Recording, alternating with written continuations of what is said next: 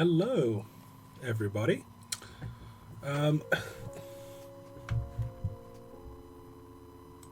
this is the second installment, second episode of Levelution podcast.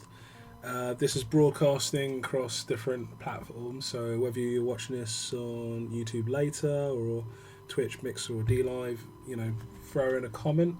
I'll be able to see it, and if you have any thoughts on any of the subjects that goes on here. But anyway, I did try this last week. We had a few technical difficulties. I had technical difficulties. Hoping it goes better this week. And I know that it's supposed to be 8 o'clock, but I've decided to go on a bit early. Nothing to do with that. My favourite team in the world, Chelsea, is playing a game against Arsenal tonight at 8:15. So there's no way I can miss that game. So, but I definitely wanted to do an episode because I definitely wanted to talk about a few things and just get my thoughts out there. Like I said, if you have any, if you're watching this on YouTube much later on or something like that, then definitely put a comment down, and if you have any thoughts, if I get something wrong or anything like that. But what I just want to do is just to look at a few current news, talk about the games I've been sort of streaming for the last couple weeks, just briefly, and then talk about the subject we wanted to. So we're just going to start off with Disney Plus, because that's going to be rolled out worldwide. If you don't know, I live in LA, okay, and so basically, apparently on March 24th, it's going to be launching, and and we have another decision to make.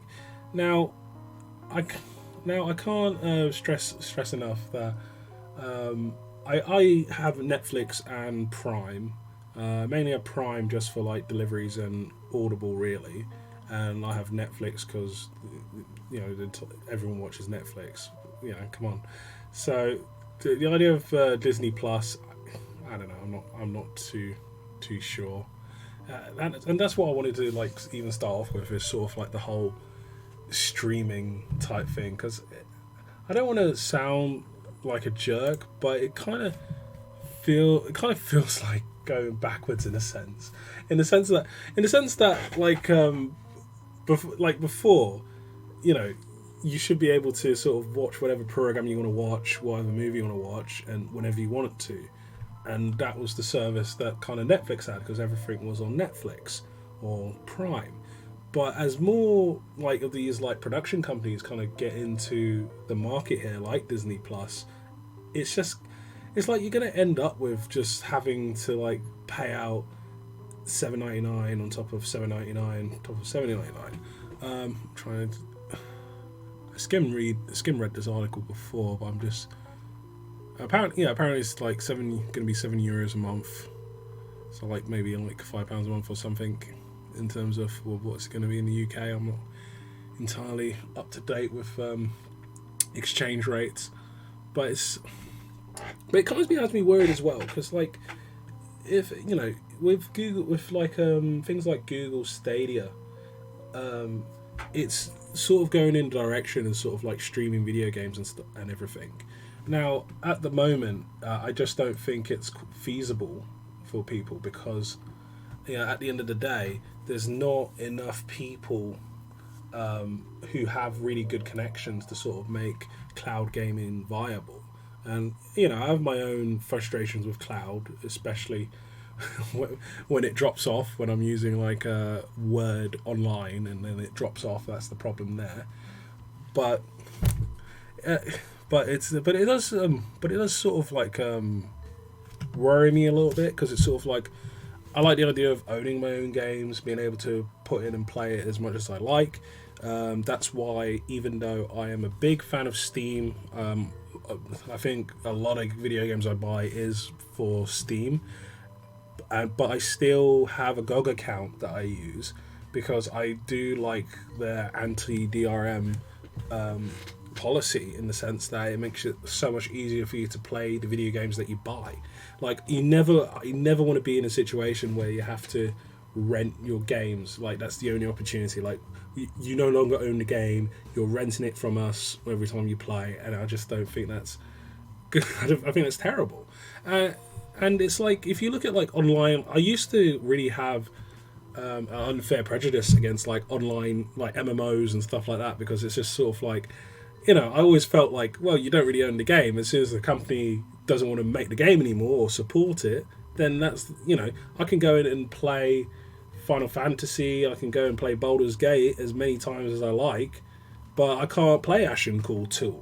I mean, well, you can, but it's like, it's not like, it's a like grey area where it's like no one knows, the legalities of it. So I was looking at this because it's like, it's just interesting because like, Disney is going all in on this. They've got so many properties, so many movies that, you have to think that they are going to carve out their own niche, especially with the show like The Mandalorian, that's going to draw a lot of people in.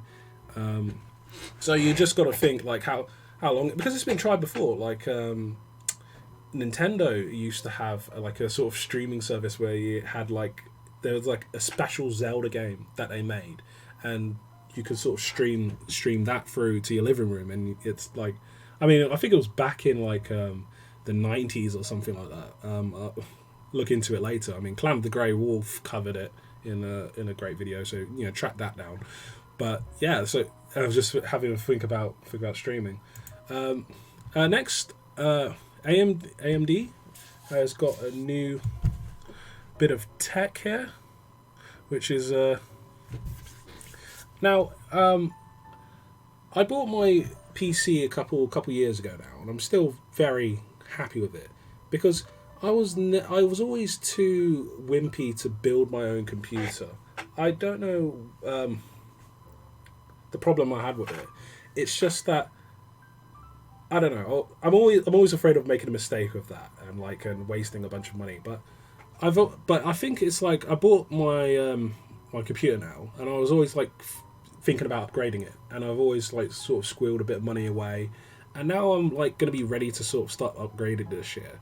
And it's just like now my eye is wandering towards these sort of articles where like the new tech has come out, and it's just sort of like you're kind of thinking, should I go for a high end, graphics cards and processors and really, pimp out the computer that way, or is it really that necessary? Because like I said, I bought my computer a little while ago now, and it still plays games really well. I mean, I don't think I put it through its paces, because it's not like I played like a Crisis game and tried to set all the graphics to maximum or something like that. But I think like stuff like the Witcher 3, I think I played on that I played on here as well, and I managed to get that all up to that. So I guess the real test is going to come when Cyberpunk 2077 comes out, and we're going to see, aren't we? We're going to see whether we're going to see like what the computer can handle. So that's something as well.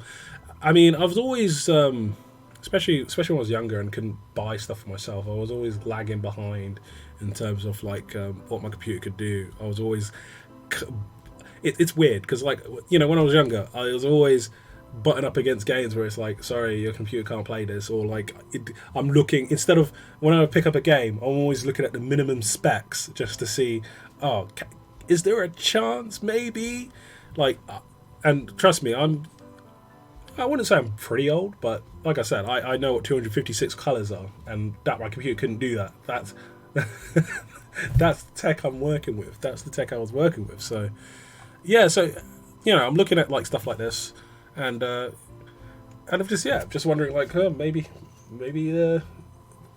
this is the way to go to upgrade and stuff like that. But maybe we'll do like a more like in depth on that later. But I'll just bring it up like. AMD Radeon.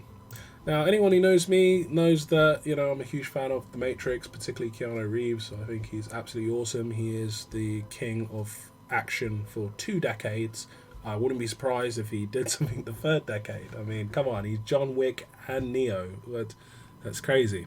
So, but apparently there's going to be a Matrix 4, which makes me a little bit sad. I mean, at least it's not a remake, but it could be a soft reboot.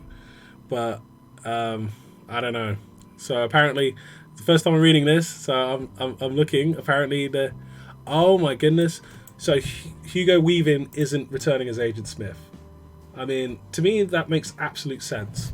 I mean, like I said, I really like Hugo Weaving. He's a fantastic actor. He was great in Lord of the Rings. I'm sure he did other stuff as well. I'm pretty mainstream when it comes to that.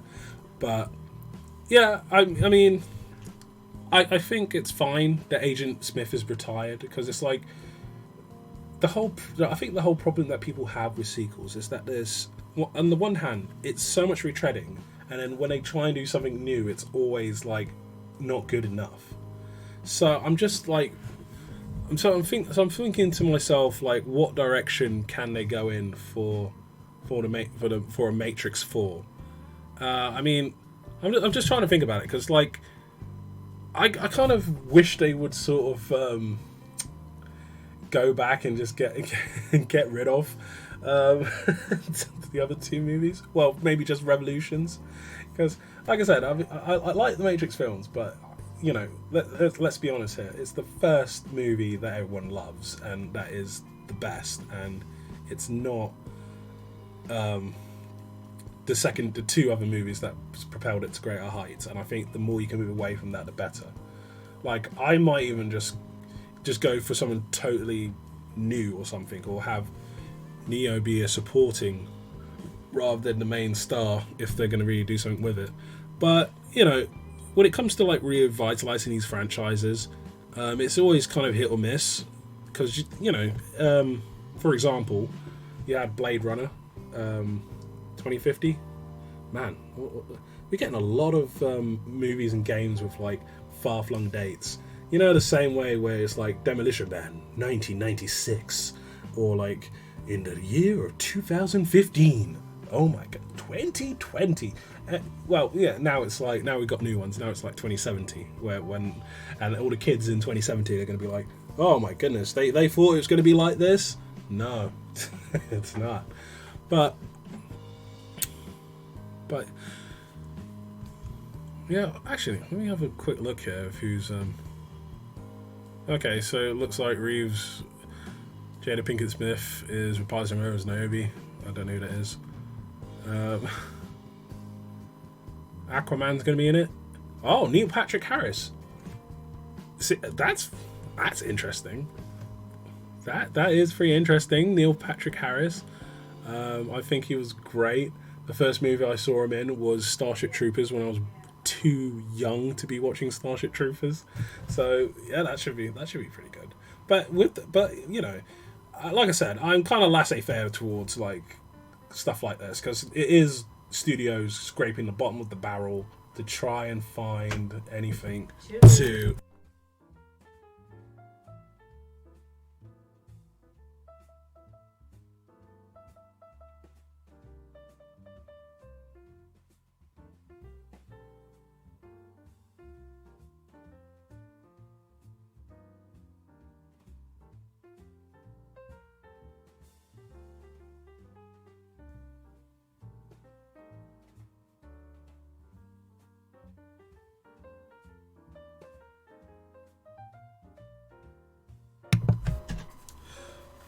Apologies for that. Okay, so yeah, when it comes to like science fiction films, it's you know, you've got stuff like Blade Runner, which was okay. Then you got stuff like Men in Black, which it's like it totally missed the point. And then you got Star Wars, where I don't even want to get into that, because it's just sort of like, everyone has their own opinion on that. Me, okay, here's my quick opinion on Star Wars, and I don't want to get too much into it. I watched The Force Awakens, and I thought it was okay. I think it kept my attention throughout. I didn't think it was great. I haven't watched it again. I have no desire to watch The Last Jedi, and I won't watch, and I don't really want to watch the Rise of Skywalker. Not that I'm actively going to avoid watching these films, because eventually someone's going to have it on TV, and I'm going to sit down and watch. And it's not like I'm making a stand, but it's just sort of like I the sequel trilogy. I just kind of think like it was. I don't know. I just don't think there's a heart to it, but that's just my opinion. If you like the, I know a lot of people that like the Star Wars sequel trilogy. They have the nitpicks about it, but it's fine. I mean, I think it's really crazy how much people will come against you for your opinion on a movie. It's weird. It's like everyone understands, like, oh, everyone has their own opinions, but no one really sort of internalizes it or practices it. I mean people do, but it's like not enough, where it's sort of like everyone wants to her opinion to be respected, but they don't want to respect anyone else's opinion, and it's just weird. But the Matrix 4, like I said, I have very little interest. I'm a big fan of Keanu Reeves, so like I think that's fine, but I think he needs a good story behind him to help out. It's not like you could just put him in any movie and it's going to be great. I think it has to be the right story, and I just kind of think that they're just cashing in here. The fact that it's the Matrix 4 just shows that it's sort of like we don't know what this is, so it could still be a soft reboot. It could or it could be, I don't know, some sort of new computer threat. I just felt like that's the weird thing with the Matrix. Like, the first film had so many different ideas to it, and philosophy and characters, and it felt like this entire world that they had like planned out. And then you watch Reloaded and Revolutions, and it's just sort of like, man, it's like, where did all the creativity go? But like I said, it's not even just my opinion. Trust me, if those movies rocked the Casper, then Matrix 4 wouldn't be coming out like 20 years later. so there you go. Next is a game that I've been sort of watching. It is Dragon Ball Z Kakarot, and apparently Professor Oak is in the game. How awesome is that? And as you know, well, actually, I was going to say Akira Toriyama. Like, I think he's like the artist for Dragon Ball Z. He was like involved in designing Pokemon stuff, but I don't know about that actually. I definitely know he did Dragon Quest. So yeah. So yeah. So I guess we'll see. But yeah, So I'm just like wondering whether I should be like getting it now, getting and playing it, because let's face it, when you're a small channel on Twitch, it's like playing the more popular games. It's just like, yeah, you're never gonna get anywhere with that. You it's crazy. It's like, I think that's rule number one. Rule number one of starting like a streaming career on Twitch or wherever is you've got to find your own niche, and you've got to not, stream what everyone else is streaming, especially when they have 20,000 already followers, more than you, subscribers and stuff, because you're not going to get any attention, and that's like the lifeblood of it, is the attention. So, but I'm definitely thinking about picking up Dragon Ball Z Kakarot, because I'm going to be moving on to talking about Prison Architect, about the different things. But like I said, once I did finish with the road to 500, I'm thinking of like sort of retiring it for a bit, trying something different. But like I said, I'm not sure about that, because it's like I literally have 30 odd followers, and I think most of them joined because the game I was streaming was Prison Architect. So even though it's even though I don't want to be streaming the same game over and over again, you kind of want to give people what they tuned in for, sort of thing. So but I'll talk more about that later. But I'm definitely thinking about like getting Dragon Ball Z Kakarot and streaming that on Friday. Streaming out, yeah, because I really enjoy Dragon Ball Z, and I just thought it was funny that like Professor Oak is in the game working for Capsule Corp, and why wouldn't he? He's a decent scientist in Pokemon. I'm not even sure if that's canon, whether he's widely respected. I think he is, but I don't know. He doesn't really have. He has a. Nah, he's definitely successful. He's got a giant house, so I don't know. Have to look into that. But anyway, Dragon Ball Z Kakarot looks good. It's getting a lot of praise. It's been released. I definitely want to try it out, and Professor Oak's in the game, so that's that. Anyway, on to my more main topics is Prison Architect. So last week, I got a friend on Twitch, Vendor Ehack. He also streams Prison Architect as well. So definitely go follow his channel as well. And we actually played Prison Architect co-op, which was an interesting experience, because I had a lot of misgivings about doing co-op on Prison Architect, because it kind of looked like that was going to be a hot mess, because it's like you've got a bunch of people, got two people fighting over one budget, so and me and Vendor Rehack, we have different sort of play styles in how we play Prison Architect, so it was pretty. It intrigued me. It intrigued me to see how's this going to go.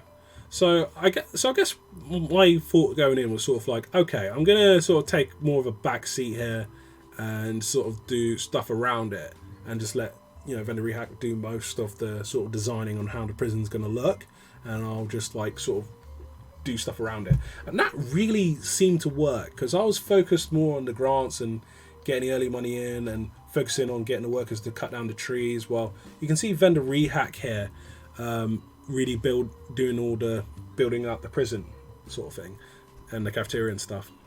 So I thought that was pretty neat and really good, really good work.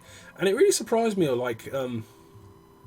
it's not like because I played Overcooked over the Christmas holidays, I know how bad it could get in terms of working as a team to accomplish something. And if you've played Overcooked before, you kind of know that you all turn into Gordon Ramsay.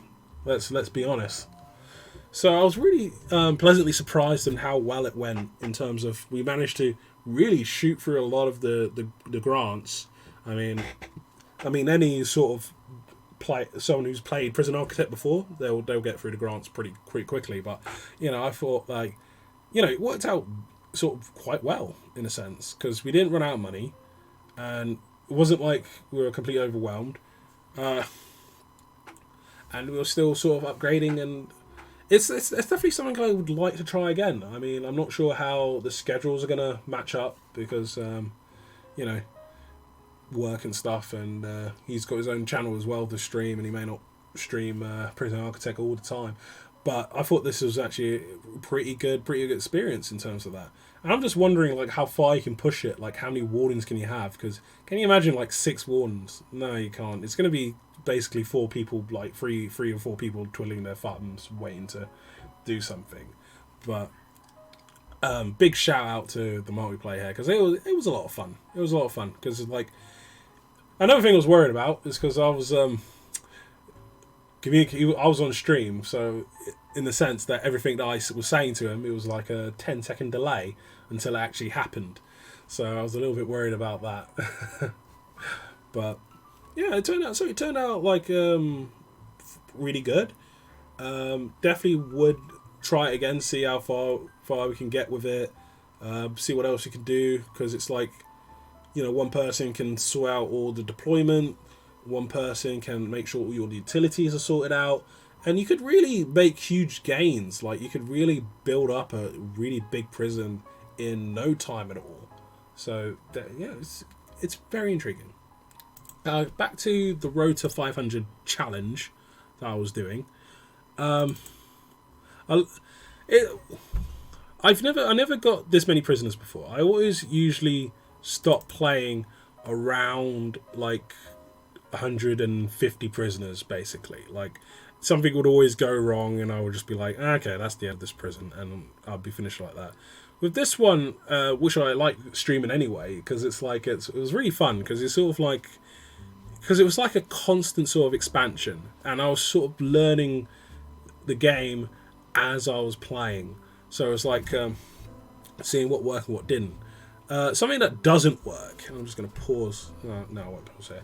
But something that doesn't work is, I thought that if you built a security room next to your yard or common room, it would stop it being taken over by gangs, which it did not. Now, the thought did cross my mind, like maybe you have to put a door in it. You have to put like a door going from security room to the prison yard or to the common room. But I kind of think it doesn't work. So there's that. Another interesting thing that I learned is like trying to manage different electrical lines. Because like I'll never forget, and I think someone clipped it on that video, where I tried to connect 2 generators to one circuit, and I was just and it would just, everything just crashed, and I was just like, what? That doesn't make any game logic sense. Because hey, I could name a bunch of games where that's exactly how it works. Exactly how power exactly how power works in a lot of games. You just plonk down another plant, then you just get all that extra electricity. I mean, on SimCity, I would have like giant wind farms, you know, that actually produce more power than they took in. So, you know, take that wind energy. Anyway, in any sense, I'm definitely closing on it, because I'm literally at 450, which means that going up to another 50 is just going to be another extension, and I won't even need to buy more land to do that. So once I hit the 500, I know that the next grant is probably... Now, I don't want anyone to spoil it for me, so don't, you know, if you're listening in Mixer, YouTube, DLive, do not tell me what the next grant is, but I assume it's 1,000 inmates. That's what I assume it's going to be. And like I said, I kind of not sure if I want to go with it for that straight away. 1 second.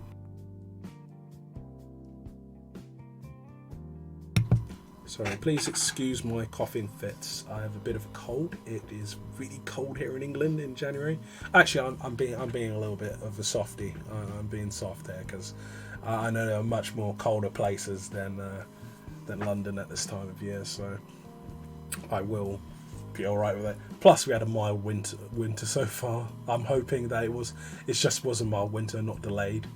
In any case, what was I saying? All right, so yeah, I was thinking of like after I reached 500 inmates, I wanted to maybe try and do the campaign, because apparently I could get that finished in a couple of hours, which would make for a pretty good session. I also can do the co-op again, if schedules allow it. I also want to do a prison based on warden mode. I did try that out for a minute, and I really did not like it. I really thought that I was like, what is this? This is awful. I have to walk everywhere. That's not even, you know. I was speaking to someone, and they were like, "Oh yeah, it makes it more realistic." I'm like, "Are you kidding me? No, it doesn't. It's you're walking around saying, build this wall here, bit by bit. What? That's insane.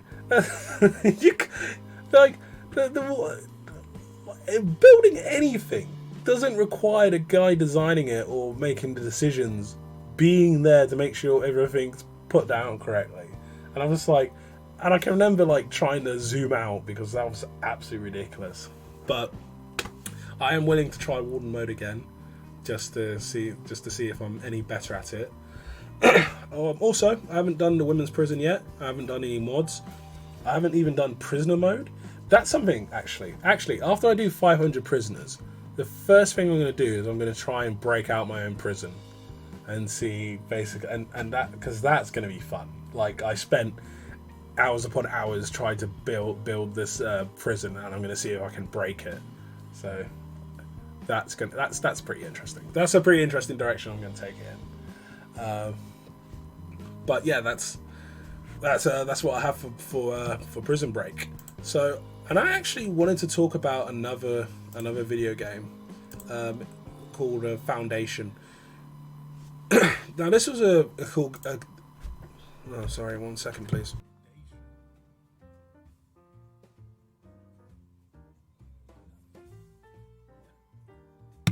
Okay, so sorry about the pauses. They're going to sound really awkward much later on, but I don't mind. Decline now. Okay, so basically this is a game that I picked up on Good Old Games, god.com. I got, like I said, I got a lot of love for Steam, but I do love Good Old Games, and because I find it easier to find like really obscure games on there, which is weird thing to say, but I don't know. I used to get games I used to play when I was much younger from Good Old Games rather than Steam, but that's neither here nor there, because this is also available on Steam. And it's basically a city builder,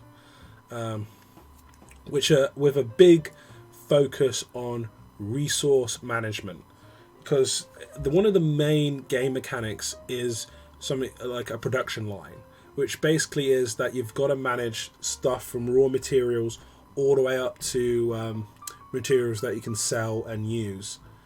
And yeah, there's a lot of micromanaging with that, in terms of you got to tell them where they can excavate, where they can build houses, where where you're going to turn the wood you chop into planks, and then so that it can be used for housing, for people to upgrade their houses and everything.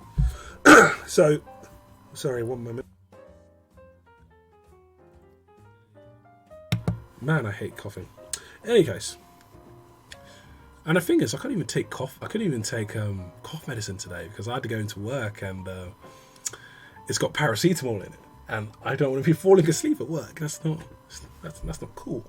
In any case, so basically the way it works is that you got villagers, you assign them jobs, and it can be basically anything, and as they work there, they get resources, or they turn resources into better resources, and it makes your village better, more people come, and the cycle continues. You're basically the lord of the land. You can buy territory, you can build markets, churches, whatever, to enrich the lives of your villagers so that more will come in, they'll be happy and more will stay. Now, one of the things that I love about Twitch and streaming games is because I get to meet a lot of people, and because the games that I play are quite, I would say they're niche. I don't think like most people are interested in the management sims and simulation. I mean, a lot of people more than I thought, which was so good to hear. So, well, anyway, back to this. So, I was rambling. Can't even remember what I was talking about. Okay, in any case, basically, as the Lord of Manor, you have to decide who works where things are being built, where things are resourced and mined. And there's a lot of mechanics in that. So, like, mines and lumber camps and stonemasons and farms as well. It's like, you can build them, but you can't have your villagers build houses around them. Like, there's a penalty in that. So you really got to think about where you're putting your stuff, if it's in the best place, and that's that sort of level to it. Oh yeah, I'm sorry. I finally remember. I love it when your mind just sort of makes the connection. So I know what I was talking about. So yeah, I love playing streaming games on Twitch because you get to meet a lot of people who are interested in the same things you are. And when I was streaming this the other day, someone who was watching who was an actual backer of this game back when it was, I assume it was on Kickstarter, I could be wrong, but yeah, when they were actually original backer of this game, and it was great because he was just giving me so much good advice, and like basically saying like the levels don't really mean anything at the moment, which was quite funny because I needed more people doing gathering berries, and like I had like a bunch of builders who are like level 2, level 3, so I was like, okay, maybe I'll get the level 2 to switch over because, it won't be as big a loss as a level 3 builder. And he was like, no, that doesn't really matter. And lo and behold, I don't think it does matter. I think it's like the same. I don't see a drop off in anything when I switch people from jobs to jobs, even though they're like much higher level. So, but that's the good thing about these types of games, because the developers can continue to add on to it. But the main thing that it got across, which was really helpful to me, is that it's all resource management. It's all resource management. So it's like, don't worry about trying to get as much money as you can. It's all about mining resources. So, and keeping your people happy, because the village was stagnating. If the villagers aren't happy, they leave the village. And I was just losing and gaining villagers at like a very consistent rate. So, and it was basically because not enough food, basically. And I learned, okay, I've got to put a new market, I've got to do this and that. This game does have a bit of a curve in terms of a learning curve, because it does have a real nice short tutorial that you can read, and you kind of learn the basics. But when you get into the actual nuances of the game, you actually sort of realize, okay, I could do that a lot better. Like, for instance, I'll show you once I click on something else. What am I doing here? I hope I'm not talking over myself. That'll be embarrassing. Yeah, I'm weighing up building a tavern. Okay, so basically, pause it here. So basically, you see this field here where I've just got a bunch of wheat grown. Apparently, that's way too much, and I only needed like a fraction of this that would give the same output, which was a bit of a game changer, because it meant that I could put like another farm there, and that's something that doesn't come through in the tutorials. So, it's got like I said, it's got a learning curve. But I would absolutely recommend this game if you're interested in management sims or city builders or something like that, because it's very unique in terms of its style and its focus. It's very laid back. It's pretty interesting, and I can't wait to see where they take it in terms of updates or additional sort of DLC or something like that. So I definitely wanted to just come on here and just talk and just share my enthusiasm about Foundation, because I think I've got this on the main rota now, because I want to have a giant village. So I'm definitely looking forward to that. Okay. So I'm going to move on to our main topic for this evening, which is the reason I really wanted to have this conversation, is mainly I wanted to talk about video games as assets. Now, I'm knocking around my head doing like a sort of video essay thing about it a bit later. I don't know. Like I said, I honestly don't know. But the reason I have Persona 3 FES on here is mainly because I was at my local video game trade-in or whatever, and and I was like basically like talking to a few of the people, a few of the shop assistants and stuff about like trading video games and everything, because let's face it, this is an expensive hobby. You know what I mean? If you're a huge game enthusiast, then you are spending maybe like £30, $30, $50, maybe a month on new games and DLC, consoles. Especially if you just want to experience everything, then that's always money. It's an expensive hobby or addiction if you. But what you realize is that your video games go down in value. Computers go down in value. I was talking about my computer last year. I think I spent like not even 1,000 odd pounds on it, and I know already it's kind of like out of date. Like, it's not top of the line anymore. It's like tech in general has a sort of built-in a built-in like I'm going to say obsolescence, but I could be embarrassing myself here, but I'm going to go with it. So like redundant. Well, yeah, it's built to eventually become redundant, and And so it's like you really have games that really increase in value. And I think we all know, we've all at one time or another looked up like what are the most valuable games on there. So let me just go. I did have this set up already.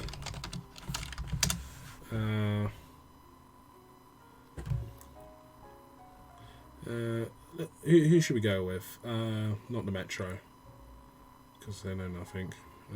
Not the Gamer. Man, a lot of... Okay, let's go with Business Insider, if it lets me on. It might not.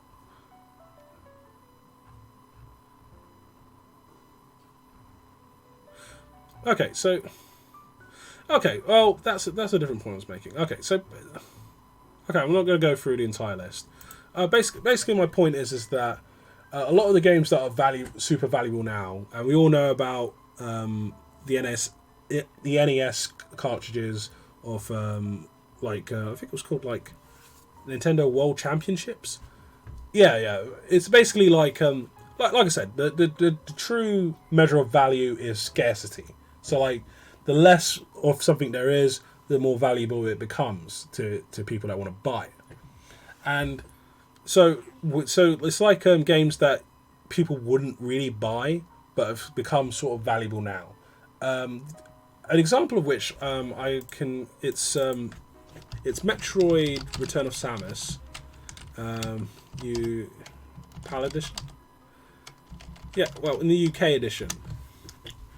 That is kind of worth quite a bit, in a sense. I should say like Game Boy. Just going to check the price on Amazon here. Anyway, I think the box version is like goes for much more than what you would buy it for, basically. I remember reading that it was actually quite... Yeah, so yeah, £79.95. But it has to be like in the box. This is like my first video game console, like the clear Game Boy. And I got Wave Race and Metroid Return of Samus. And changed my life forever. But my point is that... I guess because it's the box version, it's worth more. I think I can think of a better example. But in any case, the point I'm making is that a lot of games from your childhood that you have and it's not around anymore, you know, more people want it. But in the sense that I never thought to take care of my Game Boys because I never believed in that stuff. Like I knew someone who collected Beanie Babies. I knew someone who collected this and that comic books especially, that thought that, hey, these are going to only go up in value, and it's like, not really, because there's like, scarcity is one thing, and keeping something that's not around anymore is another thing, but something that you don't think about is like the actual demand, like, you know, people who actually want to buy it for the collectors. That's why like Action Hit Comics #1 goes for, you know, tens of thousands. And, you know, there's a lot of #1s that are released over the last 20 years. You can watch any sort of comic book enthusiast YouTube channel to sort of get the story on that, where they would release like variant covers and #1s, you know, and people buy them, several copies, expecting them to go up in value, and then they don't. Because #1, everyone is buying them, and #2, they're going to be reprinted and available. So the same is true for video games in the sense that, you know, people re-release video games and you know, it's not valuable. Now, the reason I'm showing Persona 3 on here is because this is a game that I bought only a few years ago for £20, and I'm looking at the prices, and I was at my CEX. It's basically kind of like if you're American, maybe it's like, I'm not sure if you have CEX over there. It's like Electronic Boutique or something. It's basically somewhere where you can buy games, trading like mobile phones and tech and what have you. And it was there where I realised that, you know, my shrewd investment of Persona 3 has tripled in value.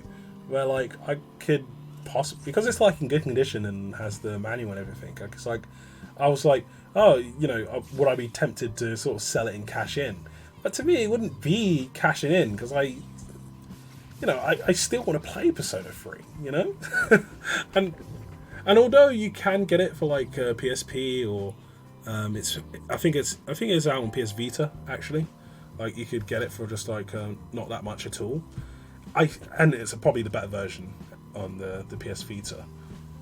But I kind of like having my PS2. I think the PS2 is the greatest console of all time, and I will dedicate another podcast to the greatness that is the PS2, because I'm sorry, in terms of like games, design, you know, even the Silver Slim, come on. I defy you to find a console that looks better than that. And you can't. Don't even try it. don't even bother commenting about any other console that looks better than the PS2 Slim that's silver, because that is wonderful. Anyway, my point is that I think the reason why a lot of games on the PS2 are quite valuable is because the PS2 is a great system, and I think eventually people are going to have it as their sort of retro sort of console, and I think Persona 3 is one of those. But also as well, the European PAL version, I think, yeah, it's the PAL version. It wasn't reprinted, so basically there aren't many of these games about, and people who have them aren't bringing them out to sell them on the reuse market, which has tripled its value. I don't have any ideas of like, oh, if I hold this back for another 4 years, that it's going to be even more valuable. You know, I don't really have that idea. I mean, I didn't used to be a person who kept his games and stuff in great condition. Like, unfortunately, I was the type of person who would just put games in the nearest case rather than its own case. But I think part of being an adult is sort of like, I kind of want my stuff organised. So I remember like one evening I just organised all of it. And that's when I stumbled across Persona 3 and Persona 4. Persona 4 is also kind of increased in value as well.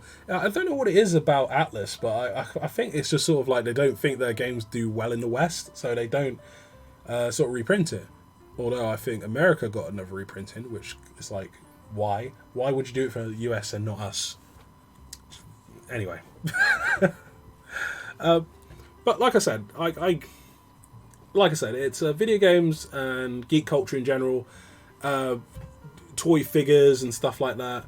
I think it's very sort of complex to know which one to get, which one is going to be sort of valuable in time, and I don't think video games are a good thing for that, because it's sort of like especially now, because a lot of stuff's going digital. Like now, I would say now's the time to start buying sort of retro type games and stuff like that, and just keeping those on hand, because it's like, you know, they're going to stop. You know, there might be a time where they stop printing games altogether, and then suddenly, you know, your copy of Final Fantasy 9, you know, it's almost, you know, what, £10-15 now. That definitely could go up in value. But like I said, it's just that I wanted to choose as a topic because it's like I thought it was like really interesting, the way that, I don't know, just the way that it sort of works, where it's sort of like what games are chosen to be valuable and what aren't, and it's usually like games that aren't around anymore, like games that are scarce. But at the same time, I think it was because of the success of Persona 5 and Persona 4 as well that kind of makes these older games available. And the thing is with Shin Megami Tensei games are expensive as well. Like they have like the Devil Summoner games are just like, just, you know, forget about it. I think they're over £100 last time I saw them. And it's like, man, could you imagine, like, I'm not sure if I dreamt this, but I think I saw it in like a bargain bin at a store at one point. And it's just sort of like, wow. And it's part of the reason as well, like a few years ago, I was like sort of like looking at lists of most valuable books, most valuable stuff, because it's like, you a lot of the stuff you just don't know. It's like in Toy Story 2, where Woody is actually a valuable toy, and the guy was like you know, went so far as to steal Woody, and that was the entire plot for that movie. I just thought it was funny because I can imagine myself doing the same thing. Can you imagine, like, you're at like a garage sale, and then you just see Nintendo World Championship sitting on someone's like desk, and it's just sort of like, wow. And that's exactly the way you want to play it. You want to sort of just, you know, oh yeah, I'll give you like a couple bucks for all this stuff. You know, is that not good? But which is actually kind of funny. So I was gonna say, well, it's not like I have a top tips or something, but it's just sort of like it's an interesting thing. Like in a sense, anything you buy is an asset, but the trouble is like it's a lot of stuff is likely to go down in value rather than up, from being secondhand, and that's just the way things are. But in terms of like collecting video games and stuff, it's like a lot of people collect video games because they want to have them, not that they want to sort of resell them. But I guess that's the way it works with everything, really, because it's kind of like you if you watch a lot of YouTubers with game reviews and everything, it's like, you know, it's going to be like their kids that are going to like inherit that and then probably like benefit and sell part of it or whatever, because it's just generally probably going to mean less to them in terms of the money and stuff. But like I said, it's like I don't just collect video games for the sake of collecting them, but I do find myself sort of thinking, like, seeing like games that I want to know which ones are the obscure ones, which ones that only had one printing. And when you go into like buy and sell retailers like GameSpot or CEX that buy games, sell games, they're usually up to date on how much a game's worth, and they're actually going to be slightly better than what you can find on Amazon or on eBay or what have you. Like, for instance, like I recently bought a version of No More Heroes because I decided I didn't have enough versions of No More Heroes, but that price was actually much better than the prices I was seeing online, which is actually kind of insane in the sense that wasn't the whole point of shopping online that you get better prices than if you go to a brick and mortar? I guess it's not as clear. I guess the lines are starting to blur a bit in that sense. But and I'm just kind of like thinking like I don't know if you had, like, I would love to collect some Origin system games and like that's full in the box, but you know I have a hard time tracking those ones down. So I guess I wanted to sort of wrap up this podcast by sort of like saying that I kind of like love video games as a hobby, and you know, if you do find a game that is sort of worth something, I don't think it's worth just like selling it for just, you know, what 60-70 pounds. And you know, like I said, even though like Persona 3 is like super, the version I have is like kind of scarce at the moment. It's like I have no desire to sell it or anything. Oh, by the way, shout out to Lacroix. That's the video I have in the background. Hopefully he doesn't mind me doing that. I don't know. I don't even have like 10 subscribers, so, or 10 followers, whatever. So in any case, yeah. So, any case, that's all I have for this week. I'm not sure if I want to do this bi-weekly or weekly. I guess I'll have a think about it. If you are watching this a bit later, you can definitely let me know if you've got any opinions or anything like that, because eventually that's what I'll kind of want this to grow into. But in any case, have a very good week. I hope you feel much better than I do at the moment, and take care.